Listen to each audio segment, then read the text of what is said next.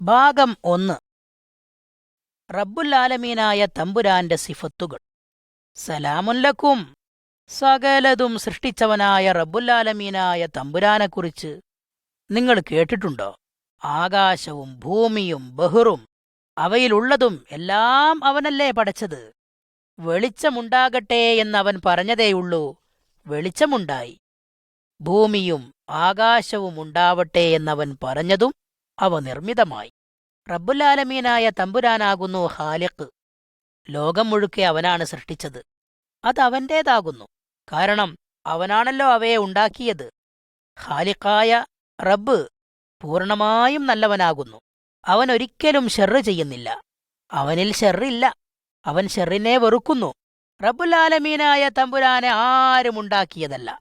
അവനൊരു തുടക്കമില്ല. അവൻ എന്നുമുണ്ടായിരുന്നു. അവന് ഉമ്മയോ ഉപ്പയോ ഇല്ല. റബ്ബുൽ തമ്പുരാൻ ജനിച്ചവനല്ല. അവൻ മൗത്താവുകയുമില്ല. റബ്ബുൽ തമ്പുരാൻ ക്ഷീണിക്കുന്നില്ല. അവൻ ഉറങ്ങുകയില്ല.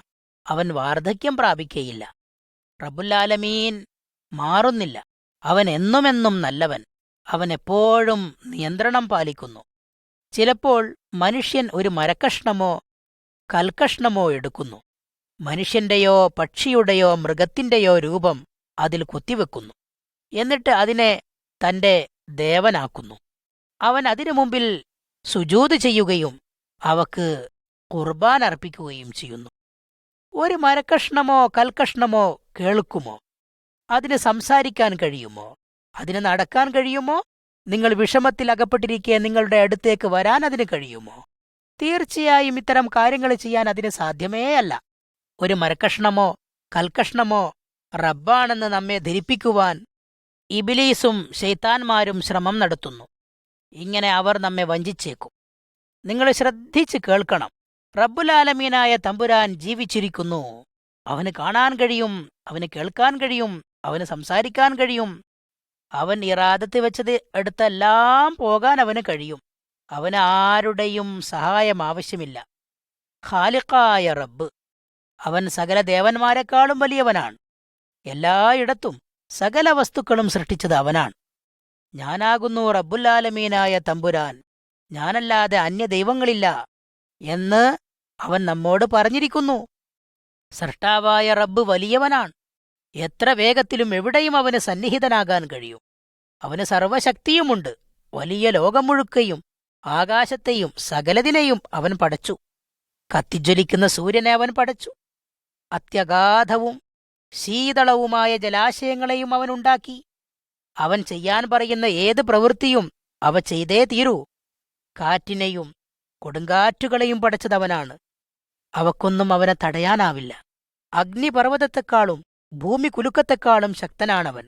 അവനാണ് അവയെല്ലാം പടച്ചത്. സകല നക്ഷത്രങ്ങളെയും പടച്ചതവനാണ്. അവയെല്ലാം അവൻ അറിയുന്നു. ഭൂമിയിലെ സകല പ്രധാനികളെക്കാളും ഗോത്രങ്ങളെക്കാളും ശക്തനാകുന്നു റബ്ബുൽ തമ്പുരാൻ. അവരൊക്കെ വളരെ ചെറുതാണെന്നും കാറ്റിൽ പറക്കുന്ന ചെറിയ മൺധൂളികൾ പോലെയാണ് അവരെന്നും അവൻ പറയുന്നു. അത്രയേറെ വലിയവനാകുന്നു അവൻ. സകലർക്കും പ്രധാനിയായിട്ടുള്ളവൻ അവനാണ്. കാരണം അവരെ പഠിച്ചത് അവനാണല്ലോ. അവരെല്ലാം അവന്റേതല്ലോ. കേൾക്കണേ, ഇനിയുമുണ്ട് പറയാൻ. റബ്ബുൽ തമ്പുരാന് സകല വസ്തുക്കളെയും കാണാൻ കഴിയും. രാത്രി ഇരുട്ടത്ത് കാണാൻ റബ്ബുൽ തമ്പുരാന് കഴിയും. മടയിലിരിക്കുന്ന കുറുക്കന്മാർ, മാളത്തിൽ ഒളിച്ചിരിക്കുന്ന ചുണ്ടലികൾ, ആഴക്കടലിൽ നീന്തിത്തുടിക്കുന്ന മത്സ്യങ്ങൾ തുടങ്ങിയ ജന്തുക്കളെയെല്ലാം കാണാൻ അവന് കഴിയും. ഭൂമിക്കടിയിലെ ഗുഹകളും മാമലകളും ഉച്ചികളും എല്ലാം അവന് കാണാൻ കഴിയും. റബ്ബുൽ തമ്പുരാന് എല്ലാം കേൾക്കാൻ കഴിയും. പുല്ലിലൂടെ പാമ്പിഴയുന്നത് കേൾക്കാൻ അവന് കഴിയും. മണ്ണിൽ കൂടുകൂട്ടുന്ന ഉറുമ്പുകളുടെ ചലനവും അവനിൽ നിന്ന് മറയുന്നില്ല. റബ്ബുൽ തമ്പുരാനിൽ നിന്ന് മറഞ്ഞു നിൽക്കാൻ ആരാലുമാവില്ല. നിങ്ങൾ എങ്ങോട്ട് പോകുമ്പോഴും അവൻ നിങ്ങളെ കാണുന്നുണ്ട്. സകല കാര്യങ്ങളും റബ്ബ് അറിയുന്നു. ലോകത്തുള്ള സകല ജ്ഞാനികളെക്കാളും ജ്ഞാനമുള്ളവനാകുന്നു അവൻ. മന്ത്രവാദികൾക്കോ ശൈത്താന്മാർക്കോ അവനെ വിഡ്ഢിയാക്കാനോ വഞ്ചിക്കാനോ കഴിയില്ല. റബ്ബുൽ തമ്പുരാൻ യാതൊരുവിധ തെറ്റുകളും വരുത്തുന്നില്ല. അവനെല്ലാം അറിയാം. അവന് നിങ്ങളെക്കുറിച്ചുള്ള എല്ലാ കാര്യങ്ങളും അറിയാം. നിങ്ങൾ ദുഃഖിതനോ പേടിക്കുന്നവനോ ആകുമ്പോൾ അവൻ അറിയുന്നു. നിങ്ങൾ ആലോചിക്കുന്നതെന്തോ അതവൻ അറിയുന്നു. റബ്ബുല്ലാലമീനായ തമ്പുരാൻ സ്നേഹമുള്ള റബ്ബാണ്. സർവജനങ്ങളെയും, സകല പുരുഷന്മാരെയും, സകല സ്ത്രീകളെയും, യുവാക്കളെയും, വൃദ്ധരെയും, കുട്ടികളെയും, ശിശുക്കളെയും താൻ സ്നേഹമുള്ള റബ്ബാണെന്ന് സർവരും അറിയണമെന്ന് അവൻ ഇച്ഛിക്കുന്നു. താൻ സദ്ഗുണസമ്പൂർണനാണെന്നും സകലരും അറിയണമെന്ന് അവൻ ആഗ്രഹിക്കുന്നു. ദുഷ്ടതയും തിന്മയും അവൻ വെറുക്കുന്നുവെന്ന് നിങ്ങൾ അറിയണമെന്ന് അവൻ അഭിലഷിക്കുന്നു.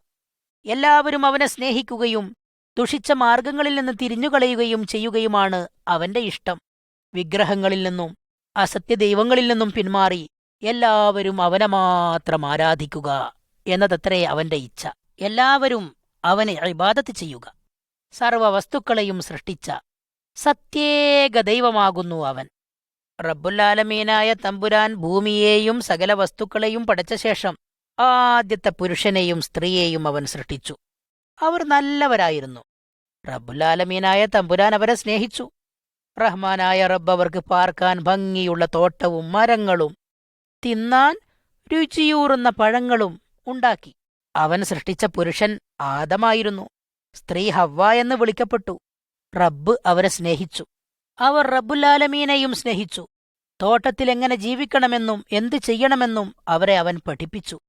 റബ്ബുല്ലാലമീനായ തമ്പുരാൻ ചെയ്യാൻ പറഞ്ഞത് ചെയ്തതു നിമിത്തം അവർ സന്തുഷ്ടരായി.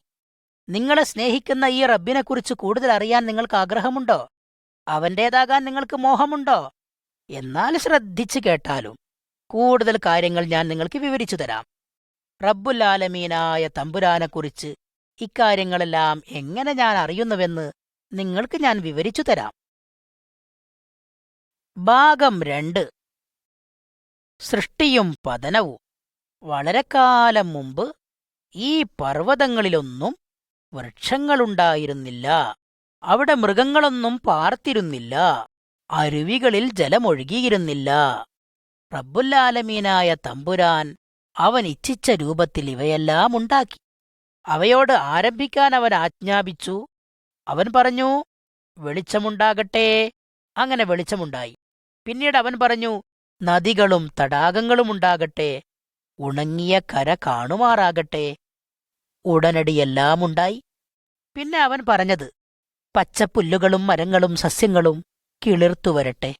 ഉടനെ അവ കിളിർത്തു വന്നു. ഫലവൃക്ഷങ്ങൾ, തക്കാളിത്തൈകൾ, വാഴ എന്നുവേണ്ട വളരുന്നതെല്ലാം വളരാൻ തുടങ്ങി. ഇതേ രൂപത്തിൽ റബ്ബുല്ലാലമീനായ തമ്പുരാൻ പക്ഷികളെയും മത്സ്യങ്ങളെയും ജന്തുക്കളെയും ഉണ്ടാക്കി. ഉളവായതെല്ലാം റബ്ബവന്റെ കൽപ്പന കൊണ്ടുണ്ടാക്കി, അവന്റെ കലിമത്തുകൊണ്ടുണ്ടാക്കി. അവൻ ജനങ്ങളെയും പടച്ചു. പക്ഷെ ആദ്യം അവൻ ആദം എന്ന് വിളിക്കുന്ന ഒരു നരനെ മാത്രമേ പടച്ചുള്ളൂ. പിന്നെ അവൻ ആദമിനെ ഗാഠനിദ്രയിൽ വീഴ്ത്തി. ആദം ഉറങ്ങവേ ആദമിന്റെ വാരിയെല്ലുകളിൽ നിന്നും ഒരെണ്ണമെടുത്ത് അവൻ ആദ്യ നാരിയെ പടച്ചു. റബ്ബുല്ലാലമീനായ തമ്പുരാൻ നാരിയെ ആദമിന് തുണയായി തന്റെ സഹധർമ്മിണിയായി നൽകി. ആദം അവളെ ഹവ്വ എന്ന് വിളിച്ചു. അങ്ങനെയിരിക്കെ നാനാതരം പഴങ്ങളും വിളയുന്ന വിശിഷ്ടമായ ഒരിടത്ത് ആദമിനെ റബ്ബുല്ലാലമീനായ തമ്പുരാൻ പാർപ്പിച്ചു. ആദമിനോടവൻ പറഞ്ഞത്, തോട്ടത്തിന്റെ നടുവിൽ വളരുന്നതൊഴിച്ച് മറ്റുള്ള എല്ലാ മരങ്ങളിൽ നിന്നും നിനക്ക് കായ്കനികൾ ഭുജിക്കാം. ആ പഴം ഭക്ഷിക്കരുത്. പക്ഷേ ഒരു ദിനം സാത്താൻ തോട്ടത്തിൽ വന്നെത്തി. ശൈത്താൻ റബ്ബുല്ലാലമീനായ തമ്പുരാന്റെ എതിരാളിയും ദൈവജനത്തിന്റെ ശത്രുവുമാകുന്നു. ഒരു സർപ്പത്തിന്റെ രൂപത്തിലത്രേ അവൻ അകത്തു കടന്നത്. റബ്ബുല്ലാലമീനായ തമ്പുരാൻ തിന്നരുതെന്ന് വിലക്കിയ പഴം നല്ലതാണെന്ന് അവൻ ഹവ്വയോട് പറഞ്ഞു. ഇബിലീസിനെ സാഗൂതം കേട്ട ഹവ്വ അവൻ പറയുന്നത് ശരിയാണെന്ന് ധരിച്ചുവശായി. അവൾ വഞ്ചിക്കപ്പെട്ടു. പഴം അല്പം അവൾ കഴിച്ച് ആദമിന് കൊടുത്തു. ആദമും പഴം തിന്നു. പിന്നെ തോട്ടത്തിൽ റബ്ബുല്ലാലമീനായ തമ്പുരാന്റെ ശബ്ദം അവർ കേട്ടു. ഭയന്നുപോയ അവർ പോയി ഒളിച്ചു. റബ്ബുല്ലാലമീനായ തമ്പുരാൻ വിളിച്ചു, ആദമേ, നീ എവിടെ? ആദം ഉത്തരം നൽകി, ഭയം കൊണ്ട് ഞാൻ ഒളിച്ചതാണ്. റഹ്മാനായ റബ്ബ് ആരാഞ്ഞു, തിന്നരുതെന്ന് ഞാൻ വിലക്കിയ പഴം നീ ഭക്ഷിച്ചുവോ? ആദം പ്രത്യുത്തരം ചെയ്തത്, നാരി പഴം എനിക്ക് നൽകി, ഞാനത് തിന്നു. റബ്ബുല്ലാലമീനായ തമ്പുരാൻ ഹവ്വയോട് പറഞ്ഞു, നിന്റെ ഗർഭപീഡ ഞാൻ വളരെയേറെ പെരുപ്പിക്കും. നീ മക്കളെ നൊന്തു പെറും. എന്നാലും ഭർത്താവിനെ നീ കാമിക്കും. ആദമിനോട് റഹ്മാനായ റബ്ബ് പറഞ്ഞു, ഭാര്യയുടെ വാക്കുകൾ കേൾക്കുകയും തിന്നരുതെന്ന് ഞാൻ വിലക്കിയിരുന്ന കനി തിന്നുകയും ചെയ്തതിനാൽ നീ നിമിത്തം ഭൂമി ശബ്ദമായിത്തീരും, ലാനത്താക്കപ്പെട്ട ഭൂമിയായിത്തീരും. ജീവിതകാലം മുഴുവൻ അധ്വാനിച്ച് നീ അതിൽ നിന്ന് ഭക്ഷണം നേടും. അത് നിനക്ക് കള്ളിയും കാരയും മുളപ്പിക്കും. നീ വയലിലെ സസ്യങ്ങൾ ഭക്ഷിക്കും. മുഖം ഉയർത്ത് നീ അപ്പം ഭക്ഷിക്കും, മണ്ണിലേക്ക് മടങ്ങിപ്പോകും വരെ. മണ്ണിൽ നിന്നാണല്ലോ നിന്നെ എടുത്തിരിക്കുന്നത്. നീ പൊടിയാകുന്നു, പൊടിയിലേക്ക് തന്നെ നീ മടങ്ങും. നിങ്ങൾ ഇനിമേൽ എന്റെ അടുത്ത മിത്രങ്ങളായിരിക്കില്ല. ഇതാണ് നിങ്ങൾക്കുള്ള ശിക്ഷ. അങ്ങനെ ആദമിനെയും ഹവ്വയെയും അവർ അധിവസിച്ചിരുന്ന സ്ഥലത്തു നിന്നും റബ്ബുൽ ആലമീനായ തമ്പുരാൻ പുറത്താക്കി. അവിടെ ഇനിമേൽ ജീവിക്കാൻ അവർക്ക് അനുവാദമില്ലാതായി. അവരുടെ ആഹാരം വിളയുന്ന ഒരു സ്ഥലം അവരിനി കണ്ടെത്തേണ്ടതുണ്ട്. ജീവിതം പ്രയാസകരമായി. റബ്ബുൽ ആലമീനായ തമ്പുരാൻ അകന്നതായി തോന്നി. തങ്ങൾ മരിക്കാൻ പോകുകയാണെന്നവർ അറിഞ്ഞു. സുഹൃത്തുക്കളെ, നാം ആദമിനെയും ഹവ്വയെയും പോലെയാകുന്നു. റബ്ബുൽ ആലമീനായ തമ്പുരാന്റെ വചനത്തെ നാം ധിക്കരിക്കുന്നു. റബ്ബിനെ അതൃപ്തിപ്പെടുത്തുന്ന അനേക കാര്യങ്ങൾ നാം ചെയ്യുന്നു. ശിക്ഷിക്കപ്പെടാൻ യോഗ്യർ തന്നെ നാമും. ആദമിന്റെയും ഹവ്വയുടെയും ശിക്ഷ നമ്മുടെയും ശിക്ഷയാകുന്നു. എന്നാൽ റഹ്മാനായ റബ്ബ് നമ്മെ സ്നേഹിക്കുന്നു. ജനത്തെ രക്ഷിക്കാൻ അവനൊരു പദ്ധതിയുണ്ട്. നമുക്ക് വീണ്ടും റഹ്മാനായ റബ്ബിലേക്ക് ഒരു വഴി തുറന്നു കിട്ടാൻ യേശുവിനെ അവൻ ലോകത്തേക്കയച്ചു. പക്ഷേ അവൻ വീണ്ടും ജീവിച്ചു. നാം അർഹിക്കുന്ന ശിക്ഷ അവൻ ഏറ്റുവാങ്ങി. നാം കഷ്ടമനുഭവിക്കാതിരിക്കാൻ വേണ്ടി നാം യേശുവിൽ വിശ്വസിക്കുകയാണെങ്കിൽ റഹ്മാനായ റബ്ബ് നമ്മെ സ്വീകരിക്കും. നിങ്ങൾക്ക് റബ്ബിനോട് മധുരഭാഷണം നടത്താൻ സാധിക്കും. നിങ്ങളെ സഹായിക്കുന്നതിന്, യേശുവിനെ അയച്ചതിന് നിങ്ങൾക്ക് റബ്ബുൽ ആലമീനായ തമ്പുരാനെ സ്തുതിക്കാം. റഹ്മാനായ റബ്ബിന്റെ ന്യായവിധിയെയും അവന്റെ രക്ഷാപദ്ധതിയെയും സംബന്ധിച്ച് കൂടുതൽ കാര്യങ്ങൾ ഇനി ഞാൻ നിങ്ങൾക്ക് പറഞ്ഞുതരാം. ഇതാ ഒരു ഗ്രാമീണ സംഭാഷണം. ഭാഗം 3. ന്യായവിധി. സലാമുൻ ലക്കും. വലക്കും സലാം. ചർച്ചയെല്ലാം നിങ്ങൾ കേട്ടോ? അതെ, പകൽ മുഴുവൻ ഞാനത് ശ്രവിച്ചുകൊണ്ടിരിക്കുകയാണ്. അത് ശരിയാണോ? എന്താണ് ശിക്ഷ? ശിക്ഷ തീർച്ചയായും വളരെ ഭാരിച്ചതു തന്നെ. മനുഷ്യന് അതിന് മറുവില കൊടുക്കാൻ കഴിയില്ല. എന്നിരുന്നാലും ന്യായമാണ് ശിക്ഷ. വളരെ ദുഃഖകരം. ധാരാളം ആളുകളുടെ അനവധി വർഷത്തെ പാപഭാരം ഈ മനുഷ്യൻ പേറേണ്ടി വരുമെന്ന് ഞാൻ ഊഹിക്കുന്നു. ഒരുപക്ഷേ തന്റെ ശിഷ്ടകാലം അതായിരിക്കും അയാളുടെ വിധി. അതേ, കാര്യം അതായിരിക്കും. തീർച്ച. തെറ്റു ചെയ്തുവെന്ന് സമ്മതിച്ച് അതിനാലത്രേ ഈ മനുഷ്യൻ വളരെ ദുഃഖിതനായി കാണപ്പെട്ടത്. ന്യായവിധി നീതിപൂർവകവുമായിരുന്നു.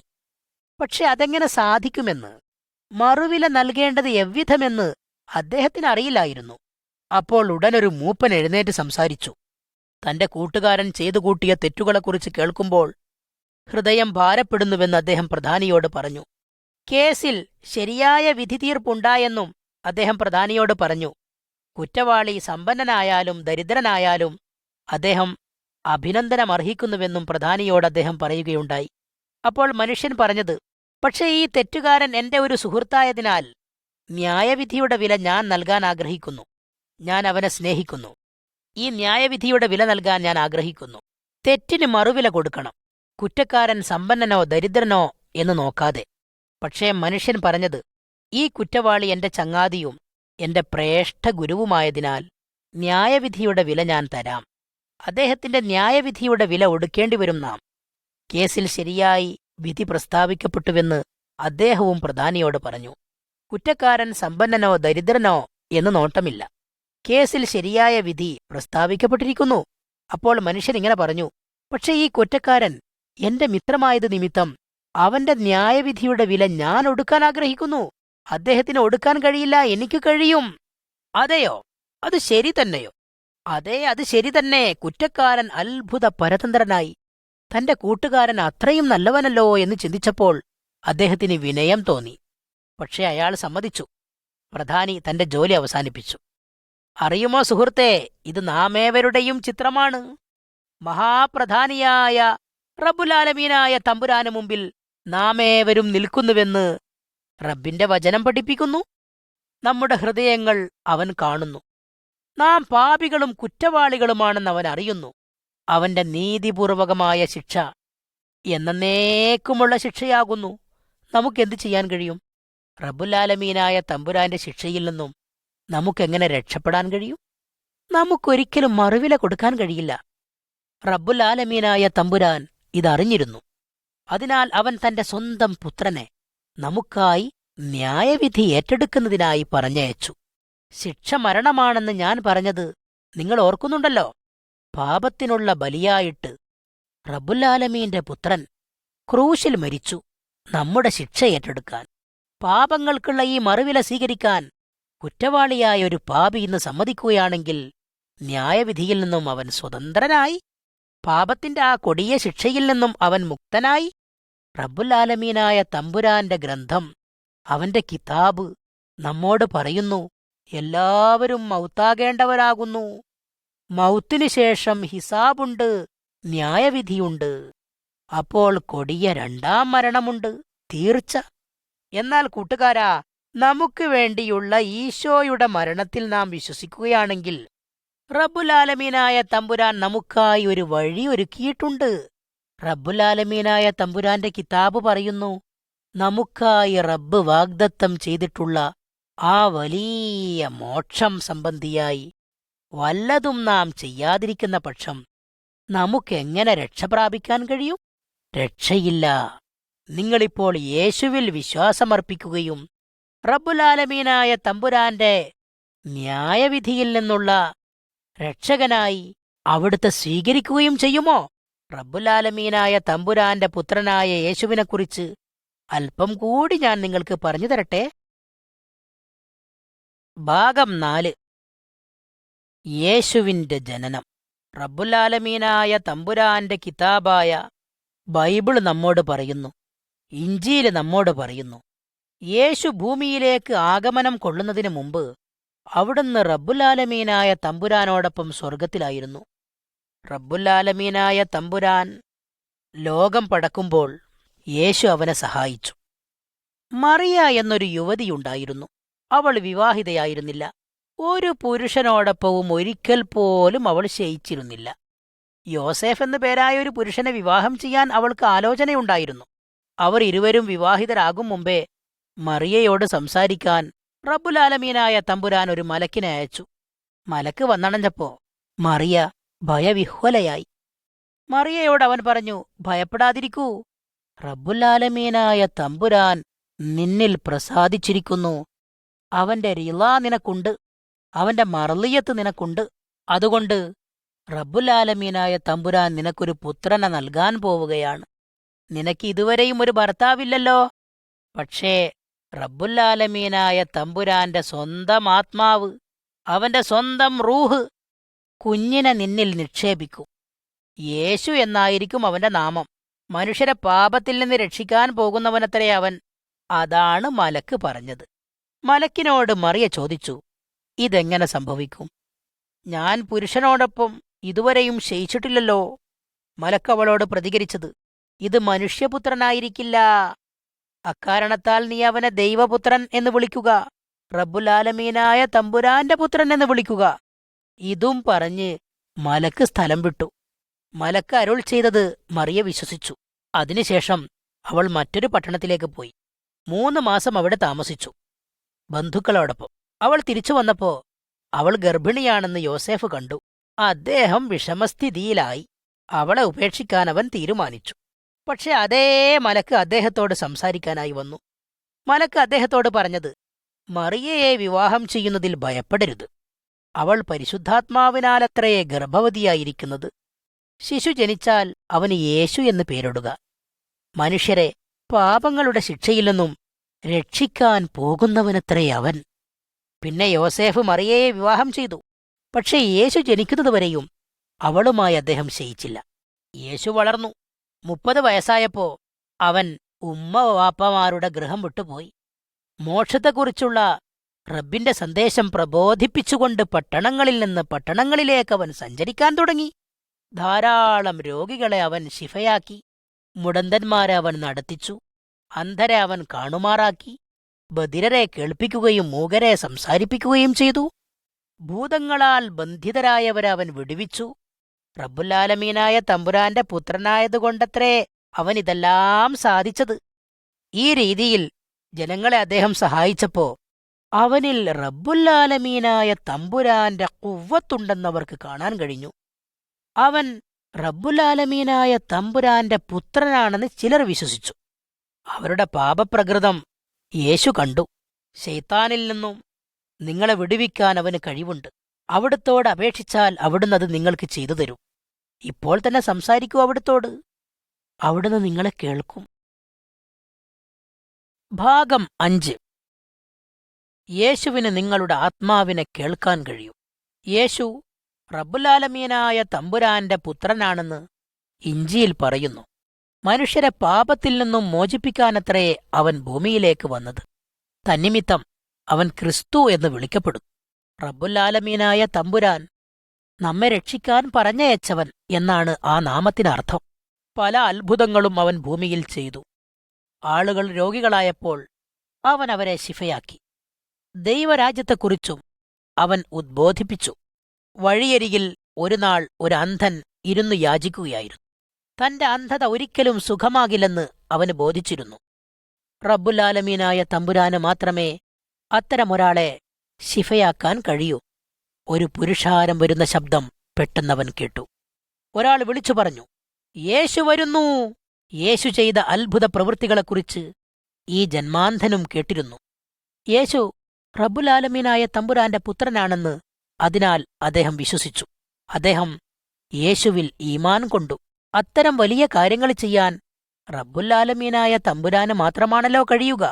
പുരുഷാരം അടുത്തെത്തിയപ്പോൾ അന്ധൻ വിളിച്ചു പറഞ്ഞു, യേശു, യേശു, എന്നോട് റഹ്മത്ത് കാണിക്കൂ, എന്നോട് കരുണ കാണിക്കൂ. യേശു കൈനീട്ടി അവനെ ശിഫയാക്കി. അതിനുശേഷം അവന് എല്ലാം കാണായി. അദ്ദേഹം യേശുവിനെ സ്നേഹിക്കുകയും അവിടുത്തെ ഇത്തിബായ് ചെയ്യുകയും ചെയ്തു.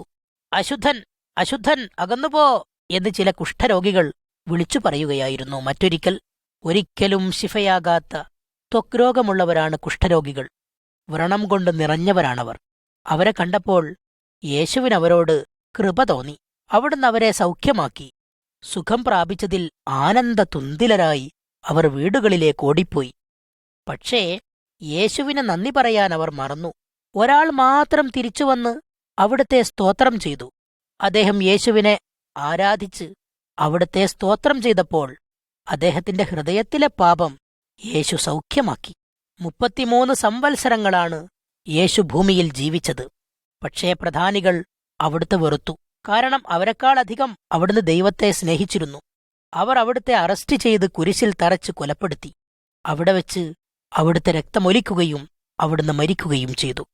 അവിടുന്ന് റബ്ബുലാലമീനായ തമ്പുരാന്റെ പുത്രനായിരുന്നു. നാം രക്ഷപ്പെട്ട് സ്വർഗത്തിൽ പോകാൻ വേണ്ടിയത്രേ അവിടുന്ന് കഷ്ടം സഹിക്കാനും നമുക്ക് വേണ്ടി അങ്ങനെ മരിക്കാനും സന്നദ്ധനായത്. 3 ദിവസത്തിനു ശേഷം അവിടുന്ന് ഉയിർത്തെഴുന്നേറ്റു. സ്വർഗസ്ഥനായ പിതാവിന്റെ സന്നിധിയിലേക്ക് തിരിച്ചുപോയി. ഇപ്പോൾ അവിടുന്ന് അവിടെയാണ്. നമ്മെ അവിടുന്ന് വീക്ഷിച്ചുകൊണ്ടിരിക്കുന്നു.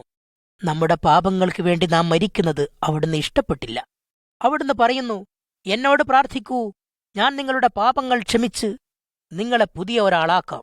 എങ്ങനെയാണ് നാം യേശുവിനോട് പ്രാർത്ഥിക്കേണ്ടത്? ഈ വാക്കുകളിലൂടെ നമുക്കവിടുത്തോട് സംസാരിക്കാം. സ്നേഹമുള്ള റബ്ബേ, ഞാനൊരു പാപിയാകുന്നു. എന്നാൽ എന്റെ പാപത്തിൽ ഞാൻ ഖിന്നനാകുന്നു. ഇനിയും തെറ്റു ചെയ്യുന്നത് എനിക്കിഷ്ടമില്ല. യേശു എനിക്കു വേണ്ടി മരിച്ചതിന് നിനക്ക് സ്തോത്രം. എന്റെ പാപം എടുത്തുമാറ്റി എന്റെ കൽബിനെ നന്നാക്കൂ. അങ്ങയുടെ വഴിയിൽ ജീവിക്കാൻ എന്നെ സഹായിക്കൂ. ഇത് യേശുവിന്റെ നാമത്തിൽ ഞാൻ ചോദിക്കുന്നു. ആമീൻ. ആ പ്രാർത്ഥന നിങ്ങൾ ചൊല്ലിയോ? എങ്കിൽ റബ്ബുലാലമീനായ തമ്പുരാൻ നിങ്ങളെ കേട്ടിരിക്കുന്നു. നമ്മുടെ ഉള്ളിൽ നിന്ന് നമ്മെ തിന്നുകൊണ്ടിരിക്കുന്ന രോഗം, അങ്ങനെയുള്ളൊരു രോഗം പോലെയാണ് പാപം. നമ്മുടെ യജമാനനാകാൻ യേശുവിനെ നാം ക്ഷണിക്കുകയാണെങ്കിൽ അവിടുന്ന് നമ്മുടെ ആന്തരിക രോഗങ്ങളെ സൗഖ്യമാക്കും. അവിടുന്ന് നമ്മുടെ കൽബുകളെ നന്നാക്കും. അവിടുന്ന് നല്ല മാർഗത്തിൽ അവിടുത്തെ പിന്തുടരാൻ നമുക്കവിടുന്ന് ശക്തി നൽകുന്നു. യേശുവിനോട് പറയുക, എന്നെ രക്ഷിച്ചതിന് സ്തോത്രം, എന്റെ ഹൃദയം ശിഫയാക്കിയതിന് സ്തോത്രം. യേശു നിങ്ങൾക്ക് വേണ്ടി ചെയ്തത് ഇനി നിങ്ങൾ മറ്റുള്ളവരോട് പറയുക. ഭാഗം 6. ഗാദറിൻ. യേശുവിന്റെ ജീവിതത്തിൽ നിന്നുള്ള മറ്റൊരു യഥാർത്ഥ കഥയിതാ. ഒരു ചെറുവഞ്ചിയിൽ ഗാദറിൻ എന്ന നാട്ടിലേക്ക് യേശുവും അനുയായികളും പോവുകയുണ്ടായി. യേശു വഞ്ചിയിൽ നിന്നും ഇറങ്ങിയ പാടെ ദുരാത്മാവ് ബാധിച്ച ഒരാളെ അവിടുന്ന് കണ്ടു. വീട്ടിലായിരുന്നില്ല ഈ മനുഷ്യൻ താമസിക്കാറുണ്ടായിരുന്നത്. മരിച്ചവരെ മറവ് ചെയ്യുന്ന സ്ഥലത്താണ് അയാൾ പാർത്തിരുന്നത്, മക്ബറയിലാണ് പാർത്തിരുന്നത്. വസ്ത്രങ്ങളൊന്നും ധരിച്ചിരുന്നില്ല അയാൾ. തനിക്കാടൻ. അയാളെ സമീപിക്കുന്നത് ഗ്രാമവാസികൾ ഭയപ്പെട്ടു. കൈക്കും കാലിനും ചങ്ങലയിട്ട് അയാളെ മെരുക്കാൻ ചിലർ ശ്രമിച്ചിരുന്നു. പക്ഷെ അവയെല്ലാം അയാൾ പൊട്ടിച്ചു കളഞ്ഞു. ആർക്കും അയാളെ നിയന്ത്രിക്കാൻ സാധിക്കുമായിരുന്നില്ല. പകലും രാത്രിയും ഇടതടവില്ലാതെ ആർത്തു വിളിക്കുകയും കല്ലുകൾ കൊണ്ട് ശരീരത്തിൽ സ്വയം മുറിവേൽപ്പിക്കുകയും ചെയ്തിരുന്നു അയാൾ. ശൈത്താന്റെ ദുരാത്മാക്കളാൽ ഭരിക്കപ്പെടുന്ന മനുഷ്യൻ. ഈ മനുഷ്യനെ സഹായിക്കാനായി യേശു വന്നു. ഭൂതബാധിതനായ ആൾ യേശുവിനെ ദൂരെ നിന്ന് കണ്ടപ്പോൾ അയാൾ ഓടി വന്ന് അവിടുത്തെ മുമ്പിൽ മുട്ടുകുത്തി. ഇയാളിൽ നിന്നും പിശാചുക്കളെ പുറത്താക്കവേ ഉള്ളിൽ നിന്നും ഒരു ഭൂതം വളരെ ശക്തമായി നിലവിളിച്ചുകൊണ്ട് ചോദിച്ചത്, നീ എന്താണ് ഞങ്ങളോട് ചെയ്യാൻ പോകുന്നത്? നിന്നെ ഞങ്ങൾക്കറിയാം. നീ ദൈവപുത്രനായ യേശുവാകുന്നു. യാതനയുടെ സ്ഥലത്തേക്ക് ഞങ്ങളെ നീ ഇപ്പോൾ കൊണ്ടുപോകുകയില്ലെന്ന് റബ്ബുല്ലാലമീനായ തമ്പുരാനെ മുൻനിർത്തി ഞങ്ങൾക്ക് ഉറപ്പു തരിക. ഭൂതത്തോട് യേശു ചോദിച്ചു, നിന്റെ പേരെന്താകുന്നു? അവൻ മറുപടി പറഞ്ഞു, എന്റെ പേര് ലീജൻ എന്നാകുന്നു. ധാരാളം എന്നത്രേ ആ ശബ്ദത്തിനർത്ഥം. അനന്തരം സകല ഭൂതങ്ങളോടും അയാളെ വിട്ടുപോകാൻ യേശു കൽപ്പിച്ചു. ഒരു വലിയ പറ്റം പന്നികളിൽ കടന്നു ആ ഭൂതങ്ങൾ. പന്നികൾ അതിവേഗത്തിൽ കുന്നിറങ്ങി തടാകത്തിലേക്ക് കുതിച്ച് അതിൽ മുങ്ങിച്ചത്തു. ഇതിനുശേഷം അയാൾ ഇരുന്ന് യേശുവിനോട് സംസാരിച്ചു. അയാൾ വസ്ത്രം ധരിച്ചു. അദ്ദേഹത്തിന്റെ ചിന്തകളെല്ലാം നേരെയായി. പിന്നെ യാത്ര തിരിക്കാനായി യേശു വഞ്ചിയിലേക്ക് തിരിച്ചുവന്നു. തന്നെയും കൂടെ കൂട്ടാൻ യേശുവിനോടയാൾ യാചിച്ചു. അയാൾക്ക് യേശുവിന്റെ കൂടെ കഴിയണം. പക്ഷേ ഇതിന് അദ്ദേഹത്തെ യേശു അനുവദിച്ചില്ല. അവിടുന്ന് പറഞ്ഞു, നീ നിന്റെ ജനതയെ സമീപിച്ച് കർത്താവ് നിനക്കായി ചെയ്തു തന്നതെല്ലാം അവർക്ക് വിവരിച്ചു കൊടുക്കുക. അവിടുന്ന് എങ്ങനെ നിന്നോട് കൃപ കാട്ടിയെന്ന് നീ അവർക്ക് പറഞ്ഞുകൊടുക്കുക. അയാൾ തന്റെ താമസസ്ഥലത്തേക്ക് തിരിച്ചുപോയി. 10 ഗ്രാമങ്ങളുണ്ടായിരുന്നു അവിടെ. യേശു തന്റെ കാര്യത്തിൽ ചെയ്തത് അദ്ദേഹം ജനങ്ങളോട് പറഞ്ഞു. ആളുകൾ ശാന്തരായി ശ്രവിച്ചു. അവർ ഏറെ അത്ഭുത പരതന്ത്രരായി. നമ്മുടെ നാട്ടിലുമുണ്ട് ധാരാളം പിശാചുക്കൾ. നിങ്ങളെ ആക്രമിക്കാൻ വഴിയിൽ കാത്തിരിക്കുന്ന ഒരു വിഷപ്പാമ്പിനെ പോലെയാണ്. ശൈത്താൻ ചെയ്യാൻ ആഗ്രഹിക്കുന്ന എല്ലാറ്റിനെയും നശിപ്പിക്കാനത്രേ യേശു ഈ ലോകത്തേക്ക് വന്നത്. ഭൂമിയിൽ ധാരാളം ശൈത്താന്മാരുണ്ടെങ്കിലും യേശുവിന് അവയെ അശേഷം ഭയമില്ല. യേശു ശക്തനാണ്. ശൈത്താന്റെ ലീലാവിലാസങ്ങളിൽ നിന്നും നമ്മെ സ്വതന്ത്രരാക്കാൻ വന്നതാണവിടുന്ന്. യേശു ആരെന്ന് ദുരാത്മാക്കൾക്കറിയാം. അവക്ക് യേശുവിനെ ഭയമാണ്. യേശു അവയെ നാടുകടത്തുമെന്നവക്കറിയാം. ശൈത്താനും അവന്റെ കൂട്ടാളികളായ പിശാചുക്കൾക്കും യേശുവിനെ ഭയമാണ്. ഭാഗം 7. യേശുവിന്റെ വഫാത്ത്. ക്രിസ്തുയേശു യഥാർത്ഥത്തിൽ മരിച്ചുവോ? അദ്ദേഹത്തിന്റെ മരണകഥ ശരി തന്നെയോ? ഇതിനെക്കുറിച്ച് യാതൊരു ഇഷ്കാലിനും പഴുതില്ല. യേശു വരുന്നതിനും കൊല്ലങ്ങൾക്ക് മുമ്പ് ശയ്യാ നബി അഥവാ യശയ്യാ പ്രവാചകൻ അവിടുത്തെക്കുറിച്ച് ഇത് പറഞ്ഞിട്ടുണ്ട്. ദുഷ്ടന്മാർക്കൊപ്പം അവിടുന്ന് തന്റെ ശ്മശാനമുണ്ടാക്കി. അതെ, തീർച്ചയായും മനുഷ്യരുടെ കൈയാൽ യേശു മരിച്ചു. പക്ഷേ റബ്ബുലാലമീനായ തമ്പുരാൻ ഈ ഉദ്ദേശത്തിനായിരുന്നല്ലോ അവിടുത്തെ അയച്ചത്. ആളുകളുടെ പാപക്കടം കൊടുത്തുവിട്ടാൻ അവിടുന്ന് ഭൂമിയിലേക്ക് വന്നു. ഇത് വിശ്വസിക്കുന്നവരും സ്വന്തം പാപത്തിൽ നിന്ന് തിരിഞ്ഞുകളയുന്നവരുമായ ആളുകൾ സ്വന്തം പാപങ്ങൾക്ക് മറുവില നൽകേണ്ടിവരില്ല. സ്വയം നമ്മുടെ സ്ഥാനത്ത് യാതൊരു പാപവുമില്ലാത്ത ഒരാൾ മരിച്ചാലല്ലാതെ നമുക്ക് മോക്ഷമില്ലെന്നാണ് റബ്ബുലാലമീനായ തമ്പുരാൻ പറഞ്ഞത്. ആ രീതിയിൽ നമ്മുടെ ലംഘനങ്ങൾക്കായി പാപക്കടം കൊടുത്തുവിട്ടാൻ കഴിഞ്ഞു. നാം പാപം ചെയ്തിട്ടുള്ളതിനാൽ നമുക്കാ കടം കൊടുത്തുവിട്ടാൻ കഴിയില്ല. പാപമില്ലാത്ത ഒരേ ഒരാൾ ക്രിസ്തുവത്രയേ. ഈ കടം കൊടുത്തുവിട്ടാൻ കഴിയുന്ന ഒരേ ഒരാൾ അവിടുന്നാകുന്നു. നമ്മുടെ പാപക്കടം അവൻ സ്വീകരിച്ചു. അവൻ തന്റെ മരണം കൊണ്ട് അത് വീട്ടി. നമ്മുടെ പാപങ്ങൾക്ക് വേണ്ടി അവിടുന്ന് സ്വന്തം ജീവിതം വിനിമയം ചെയ്തു. എങ്ങനെയാണ് അവിടുത്തെ വഫാത്ത് സംഭവിച്ചത്? അക്കാലത്ത് പ്രധാനി പിലാത്തോസായിരുന്നു. മറ്റുള്ളവർ യേശുവിനെ പിടിച്ച് പിലാത്തോസിന്റെ മുമ്പിൽ കൊണ്ടുവന്നു. പിലാത്തോസ് യേശുവിനെ ചോദ്യം ചെയ്ത ശേഷം തീരുമാനിച്ചു, ഞാൻ ഈ മനുഷ്യനിൽ ഒരു കുറ്റവും കാണുന്നില്ല. അവിടുത്തെ ശിക്ഷിച്ചു വിട്ടയേക്കും ഞാൻ. പക്ഷേ നേതാക്കന്മാർ പറഞ്ഞു, ധാരാളം ആളുകൾ ഈ മനുഷ്യനെ പിന്തുടരുന്നുണ്ട്. നിങ്ങൾ അയാളെ വിട്ടയച്ചാൽ നിങ്ങൾ രാജാവിന്റെ മിത്രമാകില്ല. ഈ വാക്കുകൾ പിലാത്തോസ് കേട്ടപ്പോ രാജാവിനെ ക്രോധിപ്പിക്കുമോ താനെന്നയാൾ പേടിച്ചു. അതിനാൽ അദ്ദേഹം പറഞ്ഞു, നിങ്ങൾ തന്നെ കൊണ്ടുപോയി അയാളെ ന്യായം വിധിക്ക്, കാരണം അയാളിൽ ഞാനൊരു കുറ്റവും കാണുന്നില്ല. എന്നിട്ട് സ്വന്തം കൈ കഴുകിയിട്ട് അദ്ദേഹം പറഞ്ഞത്, ഈ മനുഷ്യന്റെ മരണത്തിന് ഞാൻ കുറ്റക്കാരനല്ല. നീതിന്യായ കോടതിയിൽ നിന്നും യേശുവിനെ അവർ ഇറക്കിക്കൊണ്ടുപോയി മർദ്ദിച്ചു. എന്നാൽ ഒരു വാക്കും അവിടുന്ന് ഉച്ചരിച്ചില്ല. അവർ അവിടുത്തെ കൊണ്ട് വലിയൊരു മരക്കുരിശ് വഹിപ്പിച്ചു. അവിടുത്തെ കൊല്ലാനായി കൊണ്ടുപോകുകയാണ്. എല്ലാവരും അവനെ അനുഗമിച്ചു. ശത്രുക്കളിൽ നിന്നും സ്വയം രക്ഷിക്കാൻ അവിടുന്ന് കഴിയുമായിരുന്നില്ലേ? തീർച്ചയായും കഴിയുമായിരുന്നു.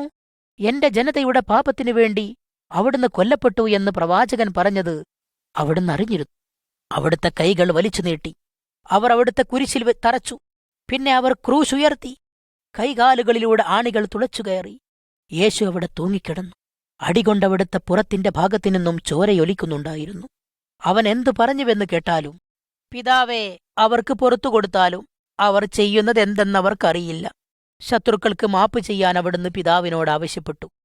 യേശു മരിച്ചപ്പോൾ നാട്ടിൽ ഇരുട്ടു പരന്നു. ഭൂമി കുലുക്കമുണ്ടായി. ധാരാളം ആളുകൾ ഉയർത്തെഴുന്നേറ്റ് നഗരത്തിലേക്ക് വന്നു. അവരെ അനവധി ആളുകൾ കണ്ടു. അവിടുന്ന് മരിച്ചതിനാൽ തങ്ങൾ അവിടത്തെ കീഴടക്കിയെന്നാണ് ശത്രുക്കൾ ധരിച്ചുവശായത്. അവിടുത്തെ ജഡം മറവ് ചെയ്യാൻ ഒരു ഗുഹയാണ് സുഹൃത്തുക്കൾ ഉപയോഗിച്ചത്. വാതിൽക്കൽ വലിയ ഒരു കല്ലും അവർ വെച്ചു. ക്രൂശീകരണം നടത്തിയവർ പടയാളികളെ അവിടെ കാവൽക്കാരായി നിർത്തി. നമ്മുടെ ശിക്ഷ ഏറ്റുവാങ്ങാനായി താൻ മരിക്കണമെന്നാണ് റബ്ബുലാലമീനായ തമ്പുരാന്റെ ഇച്ഛയെന്ന് യേശുവിന് ബോധിച്ചിരുന്നു. അവിടുന്ന് പറഞ്ഞു, എനിക്ക് ജീവൻ ബലിയർപ്പിക്കാനും തിരിച്ചുവാങ്ങാനും ശക്തിയുണ്ട്. യേശു മരിച്ച അവസ്ഥയിൽ തന്നെ നിലകൊണ്ടില്ല. മരിക്കാൻ അർഹനായിരുന്നില്ല അവിടുന്ന് എന്ന് ഞാൻ പറഞ്ഞല്ലോ. പാപമില്ലാത്തതിനാൽ മരണാർഹനല്ല. മരണത്തിന് അവിടുത്തെ പിടികൂടാൻ കഴിയില്ല. മരിച്ച് 3-ാം നാൾ റബ്ബുലാലമീനായ തമ്പുരാൻ അവിടുത്തെ കല്ലറയിൽ നിന്നും ഉയർപ്പിച്ചു. അവിടുന്ന് ജീവിച്ചിരിക്കുന്നത് അനേകം ആളുകൾ കണ്ടു. ഒരേ സമയം 500 പേർ അവിടുത്തെ കണ്ടു. അവിടുന്ന് ഒരാത്മാവായിരുന്നില്ല. തോമാസ് എന്നു പേരായ ഒരു സുഹൃത്ത് അവിടുന്ന് യഥാർത്ഥത്തിൽ ജീവനോടെ ഇരിക്കുന്നുവെന്ന് വിശ്വസിച്ചില്ല. ഒരു രാത്രി യേശു അവരുടെ സന്നിധിയിൽ വന്ന് തോമാസിനോട് പറഞ്ഞു, എന്നെ അവർ ക്രൂശിൽ തറച്ചപ്പോൾ കയ്യിലുണ്ടായ ദ്വാരത്തിൽ നിന്റെ വിരലിടൂ. സംശയിക്കേണ്ട, വിശ്വസിക്കൂ.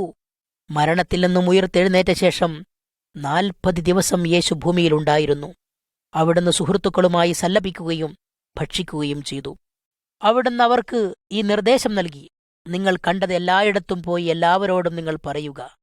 പാപത്തിൽ നിന്ന് പിന്മാറാനും അവർക്ക് വേണ്ടിയുള്ള എന്റെ മരണത്തെ സ്വീകരിക്കാനും എന്തു വേണമെന്നവരോട് പറയുക. പിന്നെ ഭൂമിയിൽ നിന്നും ഉയർന്ന് അവിടുന്ന് റബ്ബുലാലമീനായ തമ്പുരാൻ അടുത്തേക്ക് പോകുന്നത് അവർ കണ്ടു.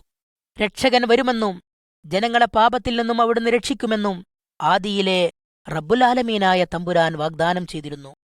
ഇപ്പോഴിതാ അവൻ വന്നിരിക്കുന്നു. പക്ഷേ അനേകം ആളുകൾ അവിടുത്തെ അറിഞ്ഞില്ല. കാരണം ഒരു മഹാരാജാവായിട്ടല്ല അവിടുന്ന് എഴുന്നള്ളിയത്. ഇപ്പോൾ അവിടുത്തെ സ്വീകരിക്കുകയും അവിടുത്തെ പിന്തുടരുകയും ചെയ്യുന്നവർ സന്തുഷ്ടരാകുന്നു. തന്റെ സന്നിധിയിൽ വരുന്നവരെ യേശു തിരസ്കരിക്കുകയില്ല. നിങ്ങളെ സ്വീകരിക്കാൻ പ്രാർത്ഥിക്കുകയും അവിടുത്തോട് ആവശ്യപ്പെടുകയും ചെയ്യുക. അവിടുത്തോട് നിങ്ങൾ സംസാരിക്കുകയാണെങ്കിൽ നിങ്ങളെ കേൾക്കും അവിടുന്ന്. യേശു എന്നേക്കും ജീവിച്ചിരിക്കുന്നു. റബ്ബുലാലമീനായ തമ്പുരാൻ അവന്റെ വേദമായ ബൈബിളിൽ പറഞ്ഞു, അവൻ കല്ലറയിൽ ജീർണിക്കുകയില്ല. മരിച്ചവരിൽ നിന്നും ഉയർത്തെഴുന്നേറ്റ് യേശു സ്വർഗത്തിലേക്ക് കരേറി. ലോകത്തെ ന്യായം വിധിക്കാനായി സ്വർഗത്തിൽ നിന്നും ഒരു നാൾ അവിടുന്ന് തിരിച്ചുവരും.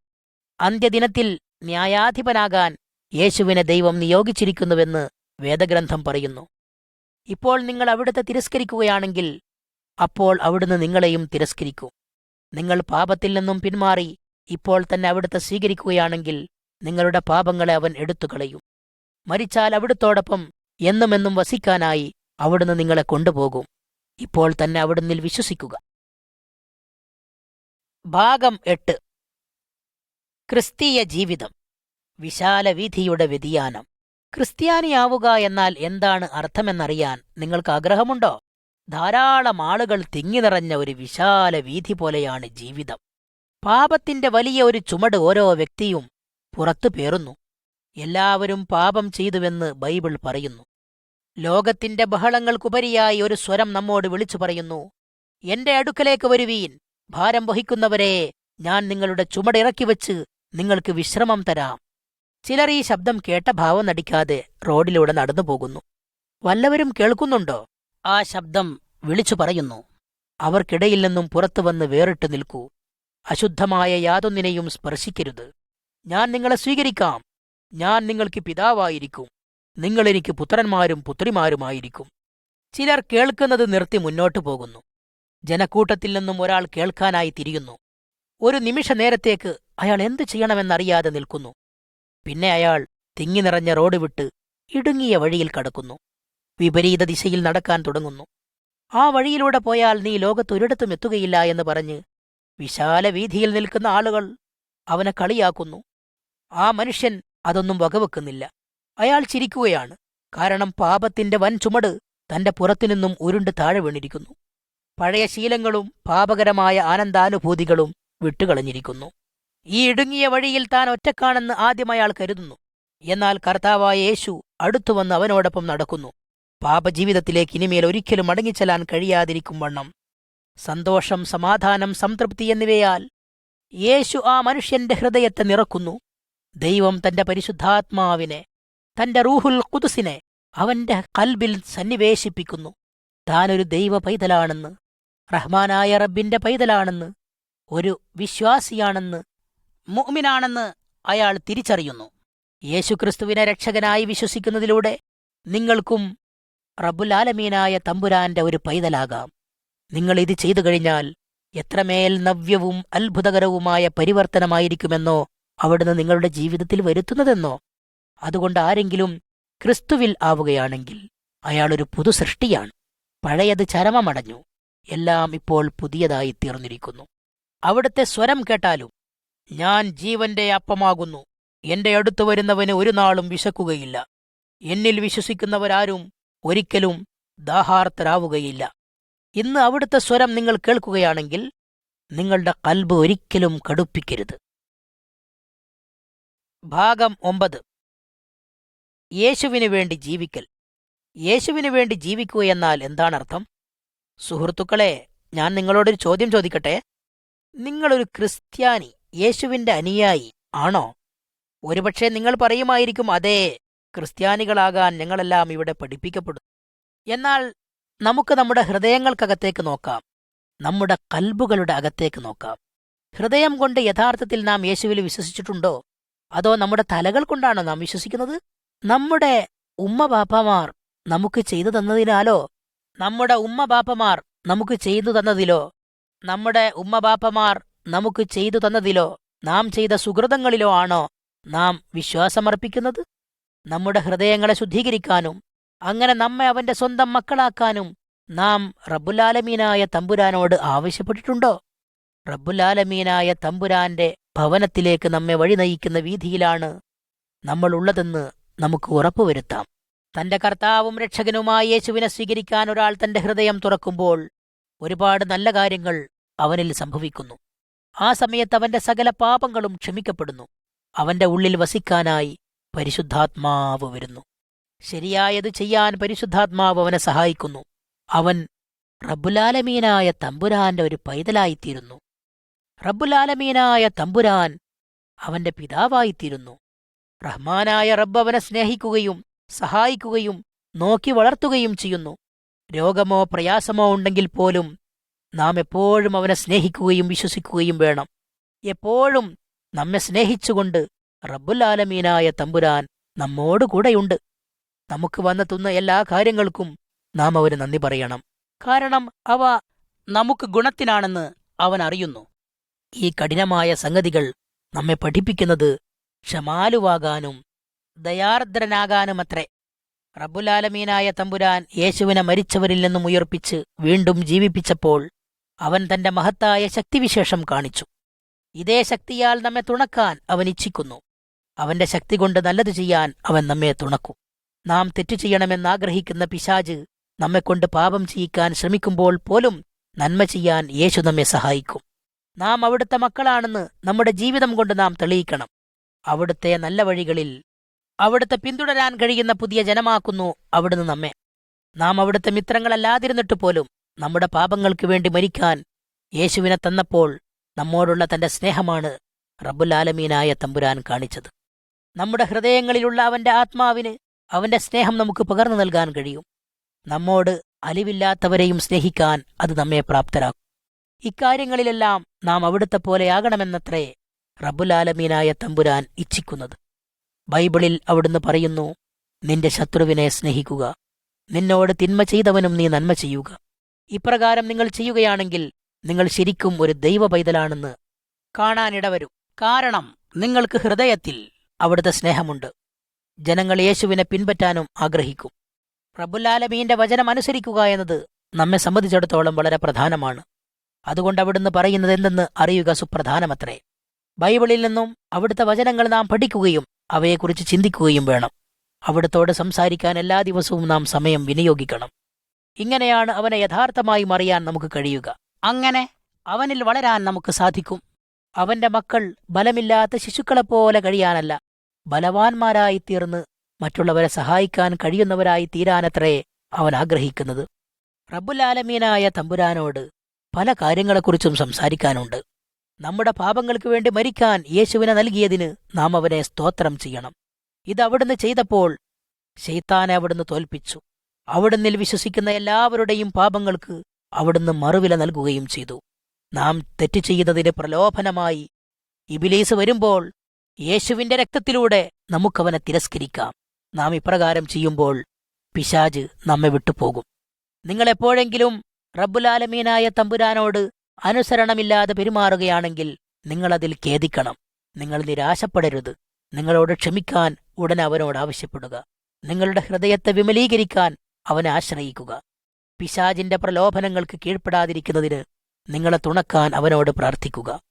നമുക്കായി റബ്ബുൽ ആലമീനായ തമ്പുരാൻ ചെയ്തു തരുന്ന നാനാ നന്മകൾക്കും വേണ്ടി നാം അവനെ സ്തുതിക്കണം. കഠിനമായ സംഗതികൾക്ക് വേണ്ടിയും അവനെ സ്തോത്രം ചെയ്യണം. നാം അവനെ സ്നേഹിക്കുകയാണെങ്കിൽ എല്ലാം സ്വരുക്കൂട്ടി ഒന്നിച്ച് പ്രവർത്തിപ്പിച്ച് അവൻ നമ്മുടെ നന്മക്കായി അവയെ മാറ്റുമെന്ന് അവൻ പറയുന്നു. കർത്താവിന് സ്വന്തം ജീവിതം നൽകിയിട്ടില്ലാത്ത ജനത്തിനു വേണ്ടിയും നാം പ്രാർത്ഥിക്കണം. ഇതിനായി നാം റബ്ബുൽ ആലമീനായ തമ്പുരാനെ ആശ്രയിക്കുകയാണെങ്കിൽ അവന്റെ റൂഹ് അവരോട് സംസാരിക്കും. നമ്മുടെ പ്രശ്നങ്ങളെക്കുറിച്ചും വിഷമങ്ങളെക്കുറിച്ചും നമുക്ക് പ്രാർത്ഥിക്കാം. നമ്മുടെ ജീവിതത്തിലുള്ള എല്ലാം കൊണ്ടും നമ്മെ തുണക്കാൻ അവൻ ആഗ്രഹിക്കുന്നു. അവന്റെ ഇച്ഛയിലുള്ള സകല പ്രാർത്ഥനകൾക്കും അവൻ ഉത്തരമേകും. പക്ഷേ നമുക്ക് അത്യുത്തമമായത് ഏതെന്ന് അവൻ അറിയാം. നാം ചോദിക്കുന്നത് അവൻ ചെയ്തു തരുന്നില്ലെങ്കിൽ അതിലും മികച്ച ഒരു പദ്ധതി അവനുണ്ടെന്ന് അത് കാണിക്കുന്നു. നാം അവനെ ആശ്രയിക്കുമ്പോൾ കൂടുതൽ കൂടുതൽ ആനന്ദം നമ്മുടെ കൽബുകളിൽ അവൻ കൊണ്ടുവരുന്നു. കൂടുതൽ സുപ്രധാനമായ കാര്യങ്ങൾക്ക് വേണ്ടി അവനെ വിശ്വസിക്കാൻ, അവനിൽ ഈമാൻ കൊള്ളാൻ നാം പഠിക്കുകയും ചെയ്യും. ക്രിസ്തീയ ജീവിതം റബ്ബുൽ ആലമീനായ തമ്പുരാനുമായി നിരപ്പിക്കലാണ്. എല്ലാ ദിവസവും സമാധാനവും ആഹ്ലാദവും നമ്മുടെ ഹൃദയത്തിലുണ്ടാകുന്നു. നിങ്ങൾ യേശുവിനെ പിന്തുടരുമ്പോൾ, അവിടുത്തെ ഇത്തിബാഅ് ചെയ്യുമ്പോൾ റബ്ബുൽ ആലമീനായ തമ്പുരാൻ നിങ്ങളെ അനുഗ്രഹിക്കുന്നു.